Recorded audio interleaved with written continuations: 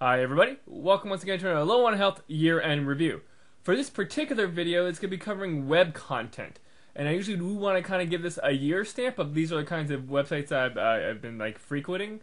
But every single year it kind of stays the same. Every now and then I might rotate a new kind of webcomic or new website into my usual fray. But what I want to do real quick is cover over some of the basic websites that I check on a daily basis and some of them on an hourly basis. So these are the websites that I kind of go to get the most out of my entertainment value and kind of my just information. Don't know, a lot of you know I got rid of like cable TV years ago. Like I haven't really had a cable box or watched normal basic TV for like over 5 or 6 years. I haven't really had a cable box or any type of cable programming. I've been getting all my entertainment and information from the internet, which is really there's more than enough out there. I can't justify getting a cable box for entertainment purposes.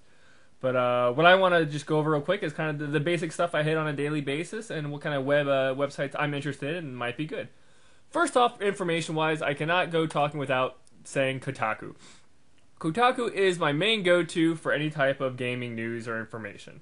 There are other websites out there like Joystick and whatnot, but I've kind of gave up on Joystick after there's some of their year-end reviews of 2009. I just didn't really dig with them that much, and a lot of their stuff kind of doesn't get updated as quickly as other websites, but Kotaku is kind of the main website I go to for all my gaming news, and it's basically, I'm not going to say the industry leader, but it's up there.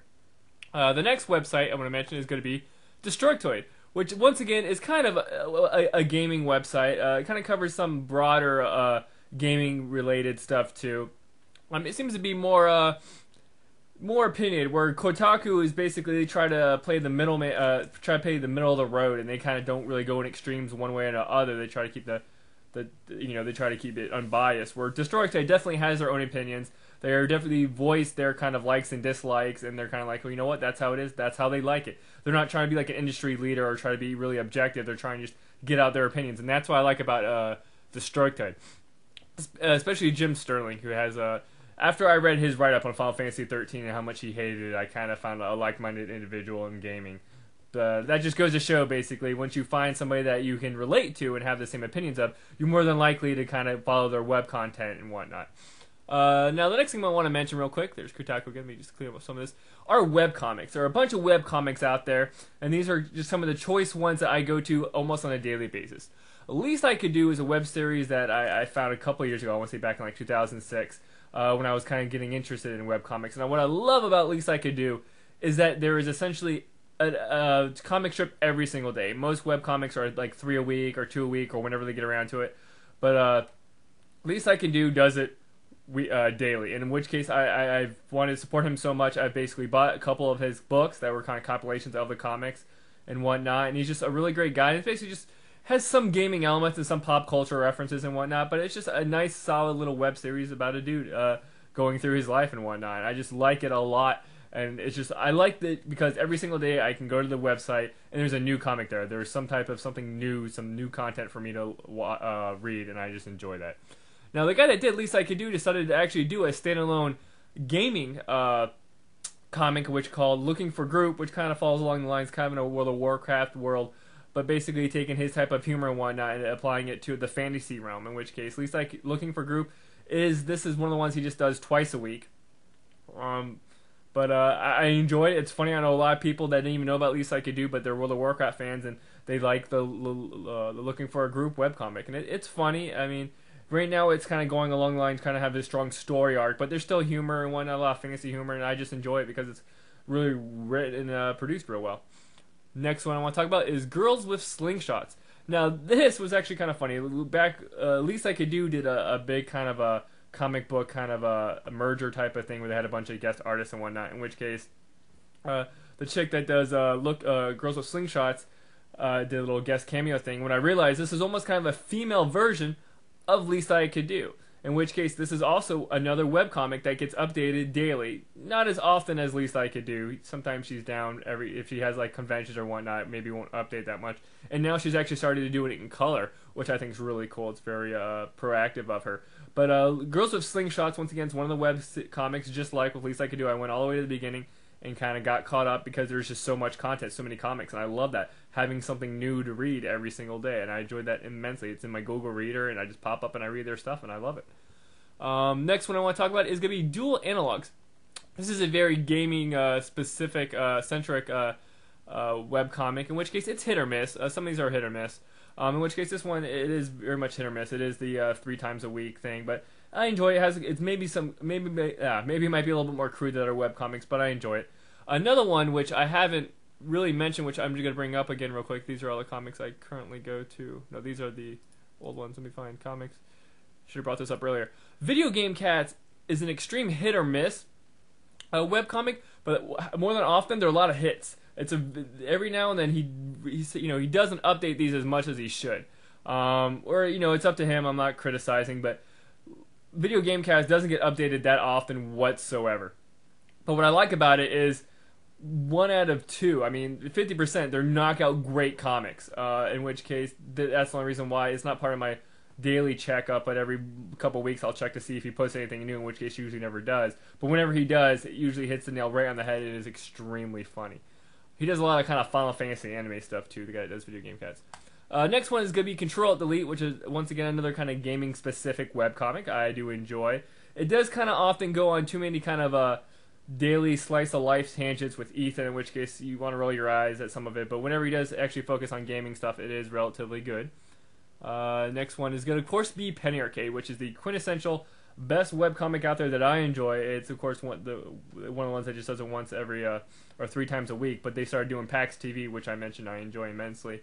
But the guys that do Penny Arcade, we all know them. They do so much stuff in the industry and so much stuff in the gaming stuff with Child's Play and everything, and their comics are just great. I enjoy them immensely, and they're just one of the ones that rarely is there ever a bad Penny Arcade comic. And that's mainly if it's a bad one, you don't pick up on the reference because maybe they're referencing something you don't know of. But because of their news write-ups, and they usually can let you know what it's about and kind of get you more information. And it's just a great webcomic series, and I can guarantee you, if you're watching this, that you have read Penny Arcade. Moving on to other web content, those are the web comics, I want to mention game trailers. A lot of videos I watch on the internet now, besides your broadcast TV episodes, in which case game trailers provides a lot of content for me. They, of course, have the basic trailers and whatnot, but the main thing I love about game trailers is that they do reviews. And they do have very kind of objective reviews, and they actually do a numbering scale, unlike Kotaku. But they produce so many reviews and all the different, different consoles and whatnot, that I enjoy watching them. And I mean, this once again is one of the websites I hit up daily, and I watch the reviews, and I enjoy it. I keep saying immensely, but it's nice because if I'm gonna play a game, I won't watch the review for it. But if I'm thinking about playing a game, or after I've played a game, I usually watch the reviews to kind of see what they thought and see if they kind of picked up the same things I did. And most of the time, their gripes are my gripes. Their likes are my likes. And it's pretty much, whenever they say something is bad, it is generally bad. Whenever something is good, it's generally good. And they give you the reasons, and it's fairly informative, and I enjoy them. They also did a retrospective series, in which case they kind of did a Final Fantasy retrospect and whatnot. They haven't been doing them recently, but they're just a lot of really good, solid videos up on game trailers. Another webcomic series, another website that I go to do a lot of videos is going to be Escapist.